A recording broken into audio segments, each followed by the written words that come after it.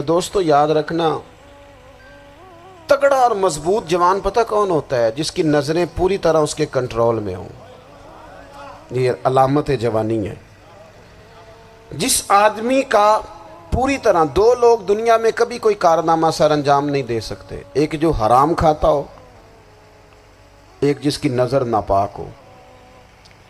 محمد بن قاسم جب یہاں آئے تھے نا، تو ایک دن بڑے پریشان تھے، تو ایک بزرگ کہنے لگے آپ کیوں پریشان ہیں؟ کہنے لگے راجہ دہر سے مقابلہ ہے اور ہماری فوج تو سندھ کے رستے بھی نہیں جانتی، زبان بھی نہیں جانتی، لڑیں گے کیسے؟ دو چار دن کے بعد ان بزرگوں کی دوبارہ محمد بن قاسم سے ملاقات ہوئی تو بڑے خوش تھے۔ کہا اب آپ کیوں خوش ہیں؟ کہنے لگے وہ میرا مقابلہ نہیں کر سکتا، میں نے تحقیق کر لی ہے۔ کہا کیوں؟ کہنے لگے نظر کا گندہ ہے، اور جو نظر کے گندے ہوتے ہیں وہ میدانوں میں ٹھہرا نہیں کرتے۔ میدان کے لیے نکلنے کے لیے پاک جوانی کی ضرورت ہوتی، تطہیر مزاج ہونا ضروری ہوتا ہے، پاکیزہ افکار اور سچی اور سچی ستھری سوچوں کا ہونا ضروری ہوتا ہے۔ اس لیے فرمایا کہ میرا مقابلہ نہیں کر سکتا۔ حضرت عبداللہ ابن حذافہ کمرے میں تھے، تو وزیر کی بیٹی اندر سجی سنوری پہنچ گئی۔ جیسے ہی آپ نے اس کفر کی چال کو دیکھا تو تیمم کر کے نفل شروع کیے۔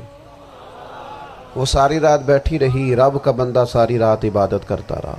عبادت بڑا سہارا ہے، مصلی بڑا سہارا ہے اللہ کے بندوں۔ صبح دروازہ کھولا، وزیر نے اپنی بچی سے پوچھنا چاہتا تھا رزلٹ کیا نکلا، تو وہ کہنے لگی پیچھے ہٹ جا، اب تیرا میرا تعلق کوئی نہیں، میں نے نبی پاک کا کلمہ پڑھ لیا۔ اس نے کہا میں نے بھی زمانہ دیکھا ہے، پر یہ کیا لوگ ہیں، کستوری کے بنے ہوئے، سندل سے دھلے ہوئے، کہ میں ساری رات کمرے میں رہی اور 100 اور 1000 آدمی جس جوان کا مقابلہ نہ کر سکے، اتنا طاقتور جوان کمرے میں رہا اور اسے نظر اٹھا کے نہ دیکھا۔ او کچا رنگے للاری والا جڑا چڑھدا تے لیندا رہندا ہے، اے عشق تیرے دا رنگ محمد چڑھیا پھر نہیں لیندا۔ میں کہا ایک دفعہ نظر اٹھا کے نہیں دیکھا، کمال ہو گئی۔ اتنے بڑے لوگ، اتنی بڑی سعادت مندی، فیروز بختی، معاملہ فہمی حد ہو گئی۔ اللہ اکبر۔ دوستو بادشاہ جب پوری طرح ہار گیا نا، اس نے کہا مار دو۔ تیل گرم کیا ایک کڑاہی میں، اور جب آپ کو اس میں ڈالنے لگے تو آپ کی آنکھوں میں آنسو آ گئے۔ بادشاہ کا خیال ہوا شاید نرم ہو گئے ہیں، کہنے لگا روئے کیوں؟ فرمانے لگے سوچتا ہوں جان ہی ایک ہے، کتنا مزہ ہے اس کی راہ میں جان دینے کا، کتنی لذت ہے اس کے نام پر مرنے میں، کتنا لطف ہے۔ جے تو چڑھیا اتے دار بھی نہیں، تے جے تو وکیا عشق بازار بھی نہیں، تے ایڈا سستا سودا پیار بھی نہیں، تے ایڈا سستا لبدا یار بھی نہیں۔ کئی جنگل گانے پیندے نہیں، کئی دوزخ لنگنے پیندے نہیں، جے وہ اس ملوں بھی مل جاوے، ایدوں سستا ہور بپار بھی نہیں۔ تے کچھ سمجھ نہ آوے لوکانوں وہ کادے نال شہید کرے، ڈٹھی یار دے ہاتھ تلوار بھی نہیں، پر او دا خالی جاندہ وار بھی نہیں۔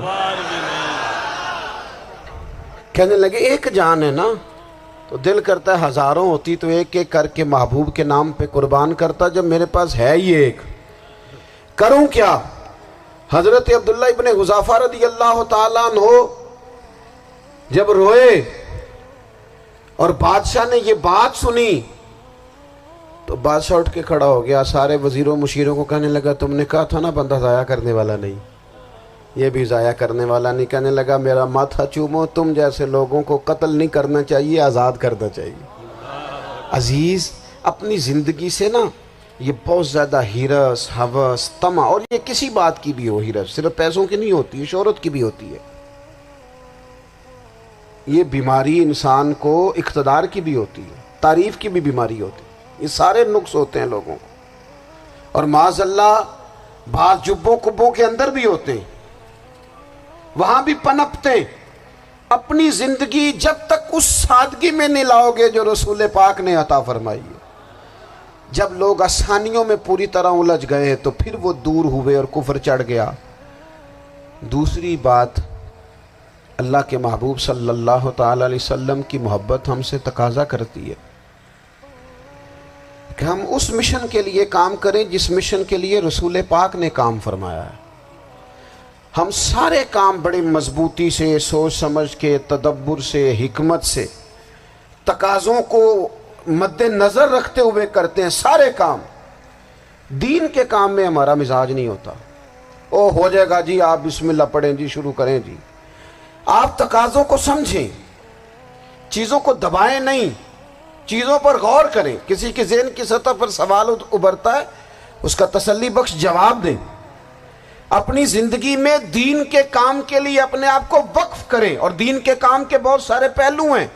ہزاروں لوگوں کو قرآن پاک ٹھیک پڑھنا نہیں آتا، ہزارہا لوگ ہیں جو قرآن مجید کے مطالب سے آگاہ نہیں ہیں، دین کی بنیادی ضروریات سے لوگ نابلد ہیں۔ میں آپ کو کس طرح یہ بات سمجھاؤں کہ ہزاروں کی تعداد میں طلاقیں اس لیے ہوتی ہیں کہ مردوں کو طلاق کے مسئلے نہیں آتے، انہیں پتہ نہیں ہے کہ مجھے حقوق زوجین کے معاملے میں کیسے چلنا۔ ڈھیر سارے گھروں میں تباہی اس لیے ہے کہ تربیت اولاد کا دینی منہج ہمیں نہیں پتا۔ اپنا حصہ ملائیں دین کے کام میں۔ ایک آدمی کو اگر تو نمازی کرنے میں کامیاب ہو گیا، تیری زندگی بدل گئی۔ وہ دین بیزار لوگ جو ہمارے بیچ بیٹھ کے ہماری نوجوان نسل کو پگڑی اور داڑھی کا نام لے کے بنیادی طور پر دین سے دور کرتے، ایسے نوجوانوں کو دین کا پیغام محبت دے کر دین کے قریب کرنا ہماری ڈیوٹیوں کا حصہ ہے۔ ہمیں ذمہ داری کا احساس کرنا پڑے گا، ہمیں یہ خاص قدم اٹھانا پڑے گا، توجہ دینی پڑے گی۔ مساجد، مدارس، میں آپ سے عرض کروں، اتنی ڈٹ کے مخالفت ہوتی ہے نا مدرسوں کی، اتنی ڈٹ کے۔ میں ادارہ چلاتا ہوں، اس کے چلانے میں جو مشکلات ہیں وہ تو ہم بتا نہیں سکتے آپ کو، اس لیے کہ میری قوم، میرا اس قوم سے تعلق ہے جو نعت خواں امیر کرنا چاہتی ہے، مدرسے نہیں۔ ہاں، نقیب خطیب پیدا کرنا چاہتی ہے، شعر و شاعری کی زندگی کو پروان چڑھانا چاہتی ہے۔ فقط ہمارا ان لوگوں سے تعلق ہے جو لاکھوں کروڑوں روپیہ محافل پہ لگائیں گے، اور قاری صاحب بیچارے اگر مسجد کا کوئی ہونے والا کام کسی وقت بتا دیں گے تو وہ بڑی مشکل آ جائے گی ان کے لیے۔ یہ کیسے ہو سکتا ہے، آپ نے یہ ڈیوٹی بتا دی؟ مدارس، اور جتنا اہم رول دین کو پھیلانے میں مدارس اسلامیہ کا ہے، اتنی زبردست۔ لوگوں کا خیال ہوتا ہے میری طرح کے لوگ شاید کام کرتے ہیں، ڈیوٹی کرتے ہیں۔ یہ 10-15 لوگ آپ کو نظر آتے ہیں جو آپ کو کہیں میڈیا پر یا ادھر ادھر ڈیوٹی کرتے، مخلص لوگ اپنی جگہ پہ، وہ بھی بڑا ہی کام کر رہے ہیں، جو میڈیا پہ آ کے بھی اخلاص سے اور درد دل سے کو دین کی، ان کی بھی کسی بات کی حوصلہ شکنی نہیں۔ لیکن ہزارہا اساتذہ جو مدارس میں بیٹھ کے پڑھاتے ہیں، جنہوں نے وہ سارے لوگ تیار، آپ سمجھ نہیں سکتے کتنا بڑا کام۔ حفظ کا استاد جو ہوتا ہے نا، اس کی ڈیوٹی 24 گھنٹے ہوتی ہے، فجر سے پہلے، اور اس نے بچوں کو اٹھانا ہے۔ تنخواہ تو ہم انہیں دینا نہیں نہ چاہتے جی، تنخواہ نہیں دے دی انہوں نے، ہمیں مولوی امیر نہ ہو جانا۔